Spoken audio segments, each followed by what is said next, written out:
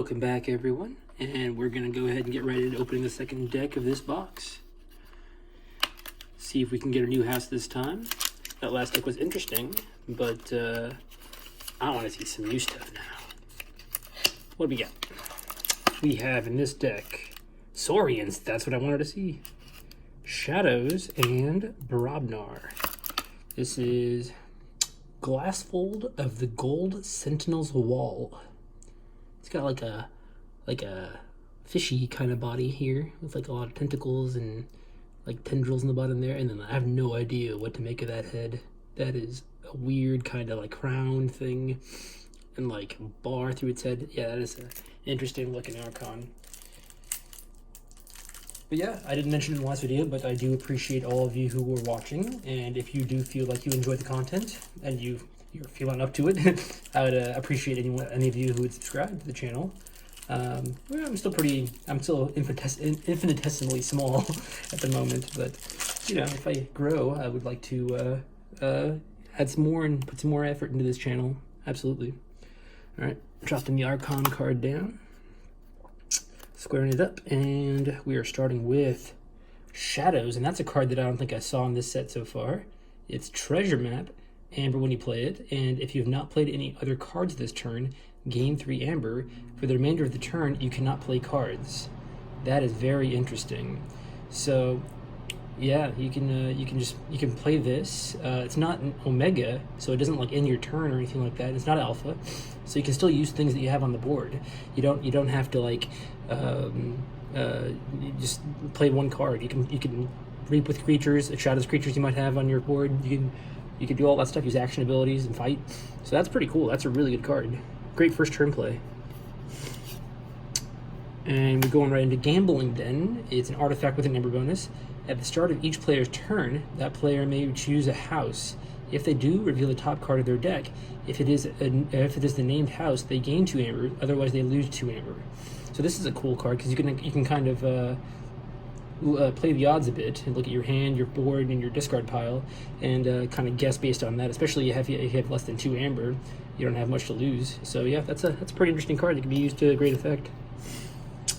That was third rare of this house. Finchcloak. It's a 4-power creature with a fight reap ability. If you have less Amber than your opponent, steal 1. Otherwise, each player gains 1.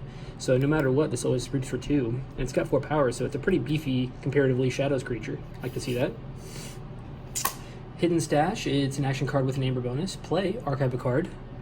Good stuff. We got Bryn the Fanatic. It is a 3-power skirmish creature.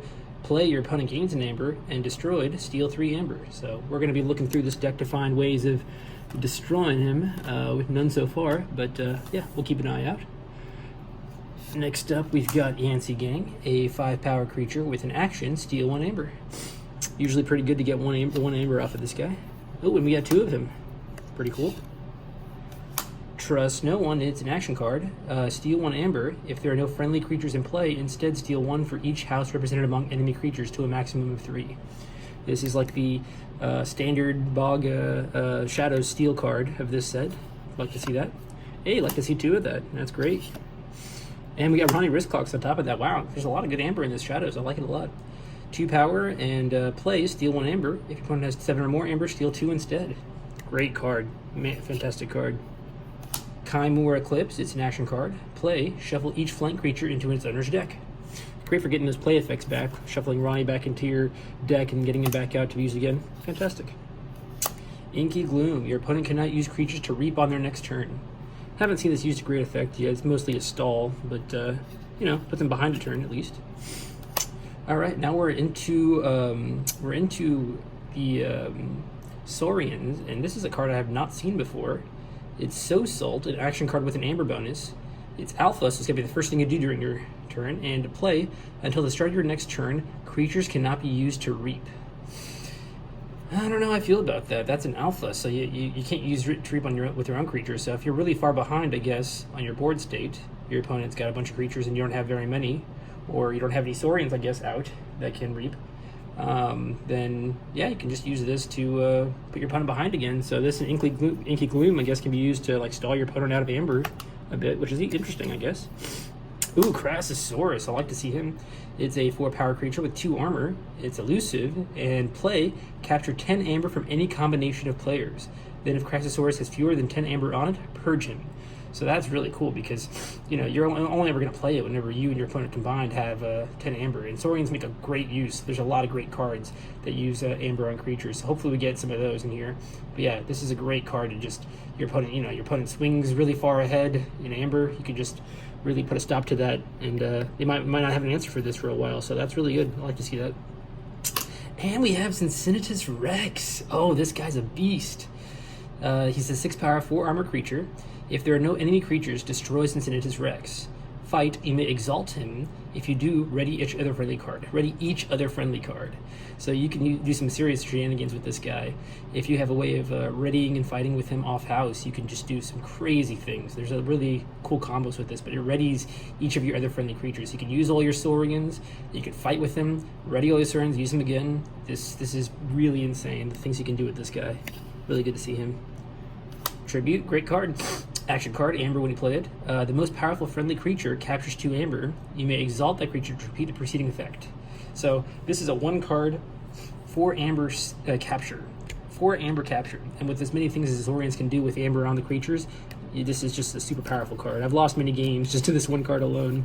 And we have 2 of them. That's amazing. Theo Centurion. It's a 6-power, 1 armor creature with play fight, capture 1 amber. And we have 2 of them. Good to see. The Golden Spiral. It's an artifact. Action, exalt a friendly creature. Ready and use that creature. So I'm pretty sure we have a couple creatures in here. We might make a good use of that. Actually, yeah, could just exalt this guy and use him over and over again. That'd be kind of crazy. Phalanx Strike. It's an action card with an amber bonus. Play, choose a creature, deal 1 damage to it for each friendly creature. You may exalt a friendly creature to repeat the preceding effect. Good board clearing card. Imperial Scutum. This creature gets +2 armor and gains destroyed. Move each amber on this creature to the Comet's Bly. Love seeing this card. Just makes it to where whenever you, like, especially that's Cincinnatus Rex, you can just put this card on top of that guy.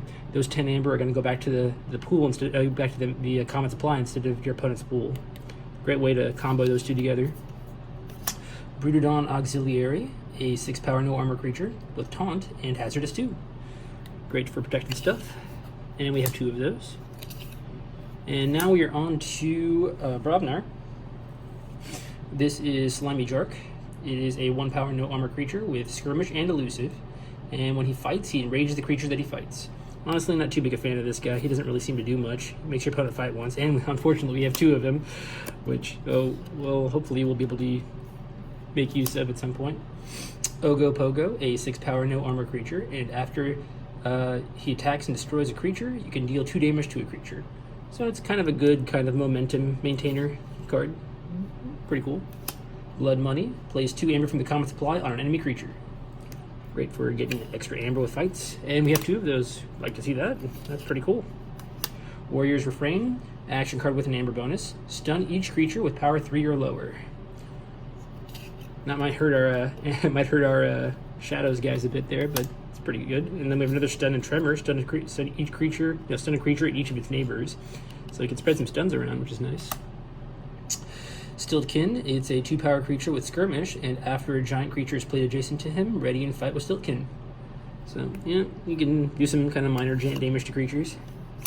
Gron 9 Toes, a 5-power creature, and he gets +4 power while he's damaged, as long as that damage doesn't kill him outright. So, usually we get him up to 9 power pretty well, and he's a giant, so it'll be useful for our Stilled Kin. And it's Grok, a 5-power creature. Fight, your opponent loses an amber. Great kind of minor amber spot removal. Like to see that. I believe the last card, we have 1 more card. This card is Calfine, 5 power, and before a fight, deal 2 damage to each neighbor of the creature Calfine fights. More damage spreading. And our last card is Barn Raising. It's an action card, and for the remainder of the turn, your opponent loses 1 amber each time a creature fights. So really interesting deck. I'm actually really excited to go back through this because I think we have a lot of just pure amber generation and a lot of ways of controlling amber as well. So I'm really excited to see how that works out. Let's go through this again. So let's start with amber. Oh, and I forgot to see if there's a way to destroy that Brend. Let's look for a way to destroy Brand real quick before we count up the Amber, so we can know if we want to count him. Because I can't remember if I saw any outright. I guess we could do 2 damage with Ogopogo to Brand, but he's got 3 HP, so ideally we could use Failing Strike on him, I guess, or Unfailing Strike to destroy him. That's one thing we could do.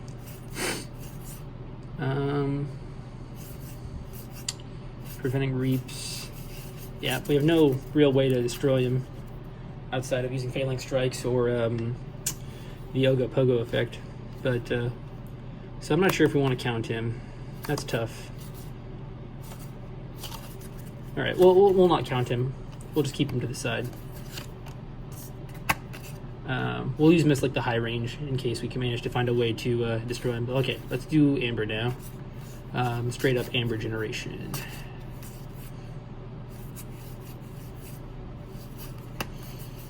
I like these. Those are nice. Skew them, that tributes. So salt. Okay, so we got 1.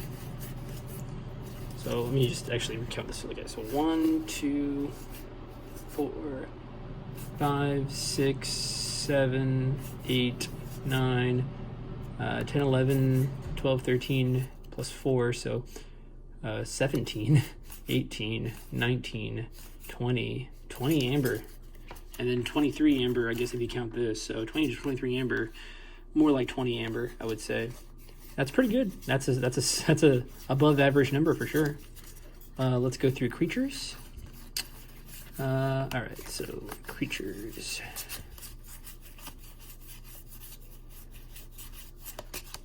Might have like a moderate amount of creatures. I don't know if we'll have an amazing number here. No, we have sluggy sharks, I guess. No, we actually might have more than I considered. All right, creatures. We have 1, 5, 10, 15, 17 creatures. That's right about average. It's about 20 Amber, 17 creatures. Let's look at Amber controls. That's Amber control. Amber control. It's Amber control, Amber control, Amber control. Sort of Amber control, Amber control, Amber control. Actually, you know what? This is a lot of Amber control. That might be this deck's strong suit at the moment. Lots and lots of Amber control. I actually count this for maybe 2 because I consider maybe I could get more than 1, or maybe at least 1 success on this. I don't know. We'll say 20 to 25 Amber. Control. Yeah, that's another control. I guess that would be control as well, wouldn't it? And the other Soaring Rare, wherever it was. Did I put that up here already? It's technically control because you're not letting them reap. Yeah. So this deck is all about Amber control. 1, 2, 3, 4, 5, 6, 7, 8, 9, 10, 11, 12, 13, 14 Amber control again. Wow. So an average number of creatures, high generation of Amber, and good Amber control. This deck is pretty strong, it seems like. The only things that I kind of wish were that they had more ways of using the Amber, like maybe one of those Calyptian Ideals. That'd be great to be able to put on that guy. But yeah, I'm actually really excited to try this one out. This is really good. Just a lot of really good stall. I think the Brobnar's just like function in this deck is to be pretty disruptive. And then it has ways of generating Amber and fighting. Let me see, actually, how many good fighting creatures do we have in our Brobnar? So these two actually fight. So I guess they are fighting. Got 3 giants, I guess. Yeah, 3 giants in the Brobnar, and total of 1, 2, 3, 4, 5, 6 creatures. which is about average. Rodmer, it's pretty good. So yeah, I think this is a pretty solid deck. I'm really looking forward to trying it out. But yeah, if you have any kind of suggestions about how one could use this deck to good effect, yeah, leave in the comments. And yeah, thanks for watching, and I will catch you in the next one. Bye.